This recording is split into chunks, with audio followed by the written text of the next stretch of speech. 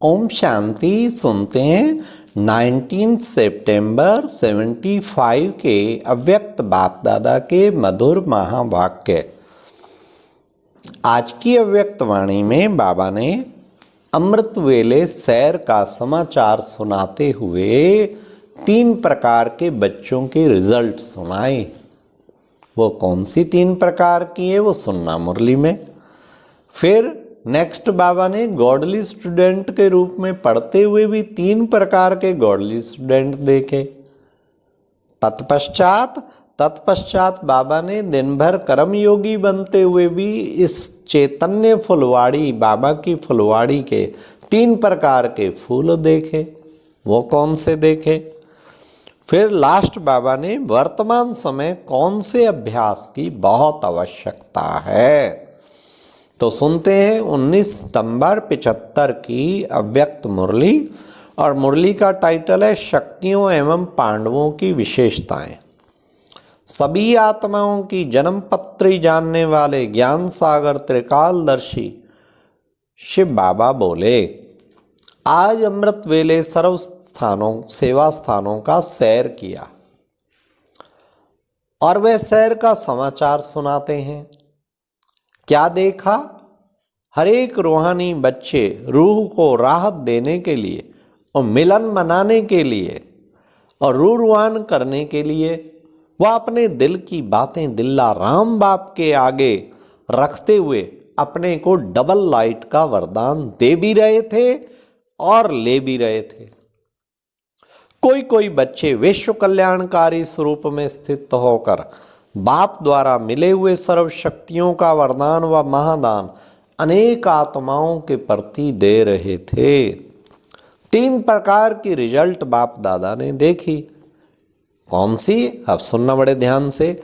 एक थे लेने वाले, और दूसरे थे मिलन मनाने वाले, और तीसरे थे लेकर देने वाले और कमाई करने वाले।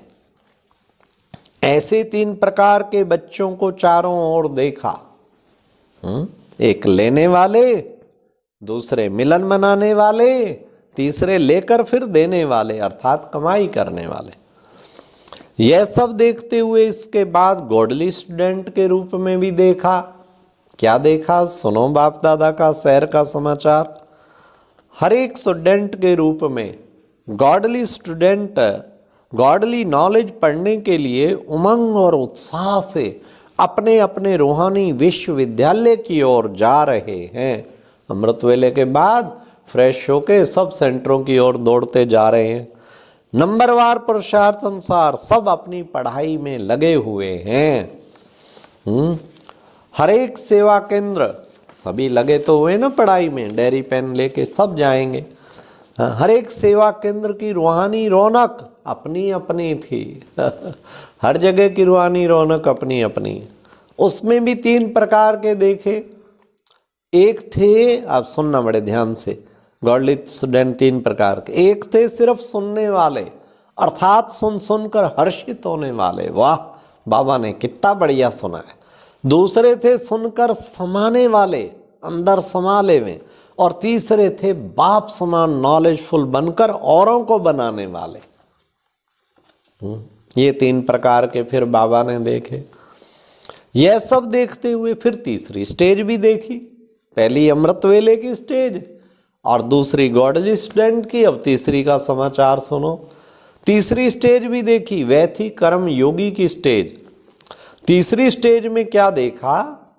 एक थे कमल पुष्प, और दूसरे थे रूहानी गुलाब, और तीसरे थे वैरायटी प्रकार के फूल। उन वैरायटी फूलों में भी मेजॉरिटी सूर्यमुखी थे। जिस समय ज्ञान सूर्य के सन्मुख थे तो खिले हुए थे, और कभी फिर ज्ञान सूर्य बाप से किनारा कर लेने के कारण फूलों की बजाय कलियां बन जाते थे। ये थर्ड जो सूर्यमुखी, उनकी बता रहे हैं बाबा, वैरायटी फूलों की। सूर्य के सामने खिले हुए हैं, फिर मुरझा जाते। जिस समय ज्ञान सूर्य के सन्मुख थे तो खिले हुए थे, कभी फिर ज्ञान सूर्य बाप से किनारा कर लेने के कारण फूलों की बजाय कलियां बन जाते थे, अर्थात रूप और रंग बदल जाता था। कमल पुष्प क्या करते थे वो भी सुनो। कमल पुष्प क्या करते थे? सर्व कार्य करते हुए, सर्व संबंधों के संपर्क में आते हुए न्यारे और साथ साथ बाप के प्यारे थे। सबके आते हुए बाबा भूलता नहीं था उन्हें, बाप के प्यारे भी थे। वायुमंडल व आसुरी संग, अनेक प्रकार की वृत्ति वाली आत्माओं के वाइब्रेशन के बीच कर्म करते हुए भी कर्म और योग दोनों में समान स्थिति में स्थित थे। ये थी कमल पुष्प समान।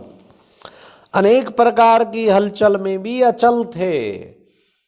बुद्धि को कोई उनकी हिला नहीं सकता, बिल्कुल अचल स्थिति थी और न्यारे प्यारे रहते थे। ये थे कमल पुष्प समान। लेकिन ऐसी आत्माएं कितनी थी? हार्डली बाबा ने कहा 25%। सुना? 25%। उसमें भी मेजॉरिटी शक्तियां थी। पांडव सोच रहे हैं कि क्यों? पांडवों की विशेषता भी सुनाते हैं। थोड़ा समय फिर सिर्फ धैर्य रखो। बाबा ने कहा आपकी अपनी विशेषता है। पांडवपति के हम जिन्स, तो पांडव की भी महिमा है ना। बाबा है पांडवपतियों का हम जिन्स, तो फिर अपनी भी तो महिमा है ना। तो पांडवों की भी तो महिमा है। उसको शक्तिपति नहीं कहते, पांडवपति कहते हैं। कमल पुष्प के आगे रूहानी गुलाब वे कौन थे? फिर सुनो, अब तीसरे रह गए जो रूहानी गुलाब। वो कौन थे? रूहानी गुलाब जो सदा अपनी रूहानियत की स्थिति में स्थित रहते हुए सर्व को भी रूहानियत की दृष्टि से देखने वाले, सदा मस्तक मणि को देखने वाले हैं। ये है रूहानी गुलाब, सदा रूहानियत में रहने वाले और दूसरों को भी रूहानी दृष्टि से देखने वाले, सदा मस्तक मणि की स्थिति में स्थित रहने वाले, वो हैं बाबा ने कहा रूहानी गुलाब।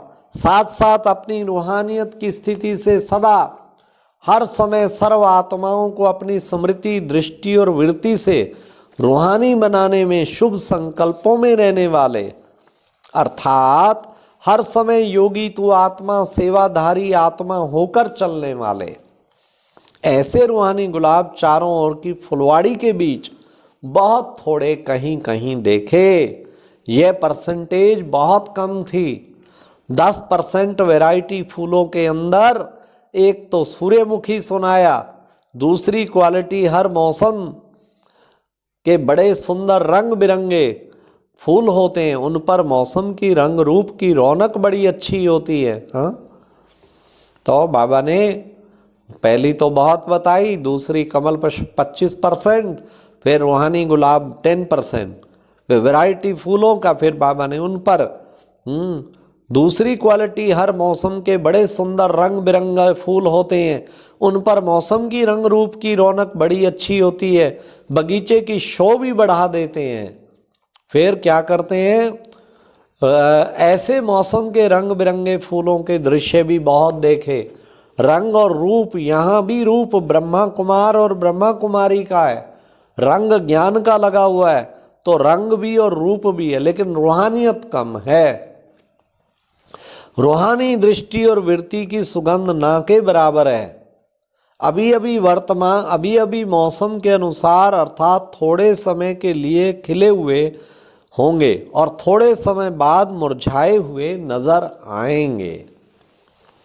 सदा एक रस नहीं। ऐसे रंग बिरंगे फूल जो मौसम में ही खिलते हैं, मेजॉरिटी में थे। वर्तमान समय रूहानी दृष्टि और वृत्ति के अभ्यास की बहुत आवश्यकता है। 75% इस रूहानियत के अभ्यास में कमजोर हैं।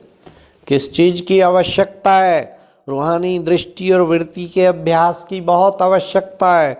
75% इसमें कमजोर है। मेजॉरिटी किसी न किसी प्रकार के प्रकृति के आकर्षण के वशीभूत हो ही जाते हैं।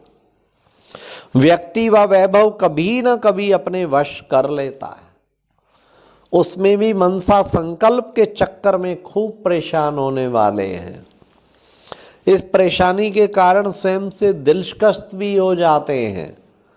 वास्तव में ब्राह्मण आत्मा, अब बड़े ध्यान से सुनना, बहुत बाबा ने जबरदस्त बात कही, वास्तव में ब्राह्मण आत्मा अगर संकल्प में भी विकारी दृष्टि और वृत्ति रखती है, अर्थात इस चमड़ी को देखती है, तो चमड़ी अर्थात जिस्म द्वारा विकारी भावना रखते हैं, तो ऐसी भावना रखने वाले भी महापापी की लिस्ट में आ जाते हैं। हाँ, विकारी भावना रखना, विकारी दृष्टि रखना, तो बाबा ने कहा ऐसी भावना रखने वाले महापापी की लिस्ट में आ जाते हैं, बुरी दृष्टि जिसे कहते हैं। ब्राह्मण जीवन में बड़े से बड़ा पाप व दाग इस विकारी भावना का गिना जाता है।